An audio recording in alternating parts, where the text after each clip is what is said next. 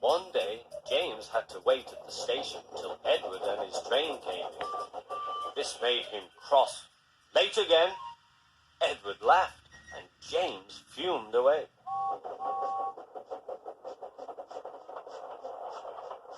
After James had finished his work, he went back to the yard and puffed onto the turntable.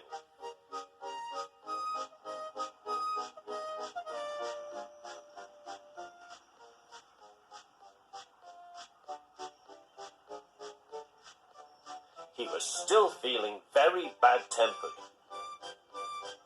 "Edward is impossible," he grumbled to the others. "He clanks about like a lot of old iron, and he is so slow he makes us wait." Thomas and Percy were indignant. "Old iron? Slow? Why, Edward could beat you in a race any day." "Really?" said James. "I should like to see him do it."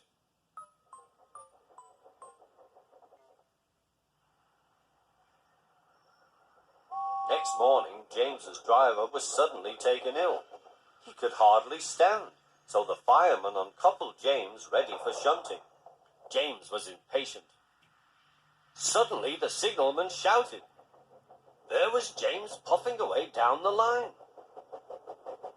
"All traffic halted," he announced at last. Then he told the fireman what had happened. 2 boys were on James's footplate fiddling with the controls. Phew! They tumbled off and ran when James started. The signalman answered the telephone. "Yes, he's here. Right.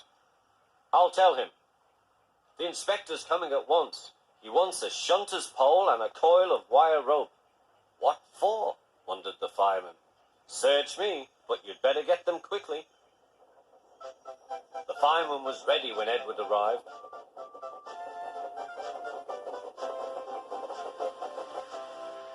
The inspector saw the pole and the rope. "Good man, jump in." "We'll catch him, we'll catch him," puffed Edward. James was laughing.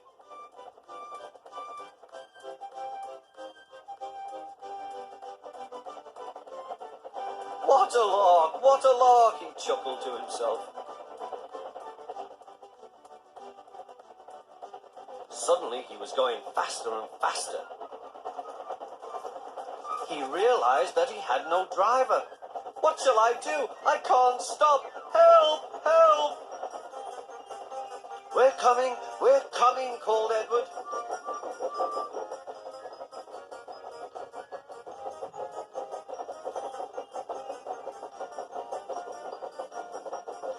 Edward was panting up behind with every ounce of steam he had.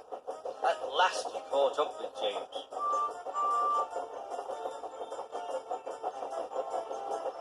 "Steady, Edward," called his driver. The inspector stood on Edward's front, holding a noose of rope in the crook of the shunter's pole.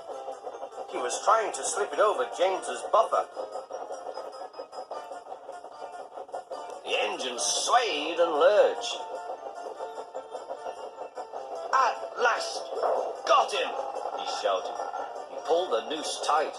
Gently braking, Edward's driver checked the engine's speed, and James's fireman scrambled across and took control. "So the old iron caught you after all," chuckled Edward. "I'm sorry," whispered James. "Thank you for saving me." "You were splendid, Edward." "That's all right," replied Edward. The engines arrived at the station side by side. Sir Topham Hatt was waiting. "A fine piece of work," he said. "James, you can rest and then take your train. I'm proud of you, Edward. You shall go to the works and have your worn parts mended." "Oh, thank you, sir," said Edward. "It'll be lovely not to clank."